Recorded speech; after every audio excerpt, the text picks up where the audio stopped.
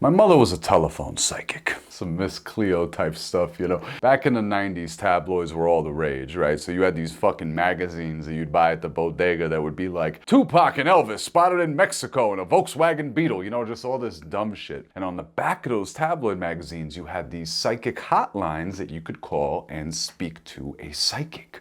Or in this case, a Jewish woman from Brooklyn in her mid-40s. This was pretty much the only job my mom could do. So she'd be at her fucking desk and she'd have her tarot cards laid out and she'd have like this mountain of Pepsi cans accumulating. She'd smoke her Virginia Slim cigarettes and she would say the exact same thing every time the phone rang. Thank you for calling the network. My name's Madam Marcia. Can I get your name, please? And it didn't matter what the fuck the person's name was. She said the exact same thing every time. Oh, Desiree, that's a beautiful name, Desiree. Oh, Michelle, that's a beautiful name, Michelle. Oh, Sade, Diamond Life.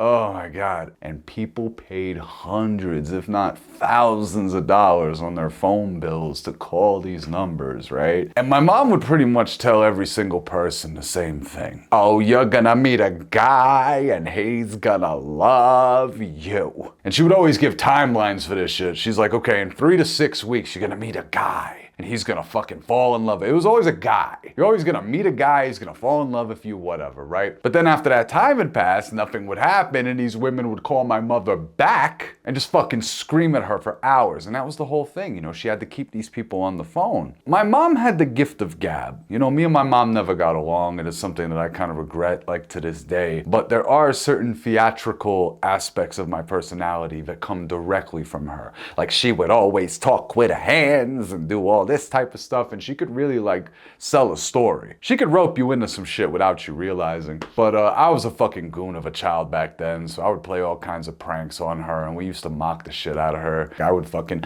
pick up the phone and call our house number, which would bypass the hotline stuff, and I would play a character on the phone while she was doing this psychic reading for me, and I would say some crazy shit. My father would be on the couch in the corner laughing hysterically, but then the moment my mother caught wind of what was happening, she'd start fucking screaming at Bruce, how fucking dare you, Herb? He is messing with my work. My father like, Bruce, what are you doing? Your mother's making a living. And this was back in the day with like landline phones, right? So if I picked up the phone in the other room, I would be able to hear her on the phone with her clients. So I would pick up the phone and play like Return to Innocence by Enigma or some shit and blast it. So, you know, the person would hang up and then my mother would go fucking crazy. But she did that psychic shit for years. And the sad part about it is the people that did that, Miss Cleo being a prime example, they got ripped the fuck off. Like, my mother saw pennies on the dollar from what these women were being charged to call her up and vent to her about not being able to find a dude for hours on end. Like, my mother barely saw any of that money. Like, her paychecks were like a few $100s here and there, and she'd be on the phone for hours and hours and hours. You know, I like to say that intuition runs in our family. I consider myself an intuitive person, and I think I get some of that from her. But I don't necessarily know if intuition is a spiritual, metaphysical kind of thing,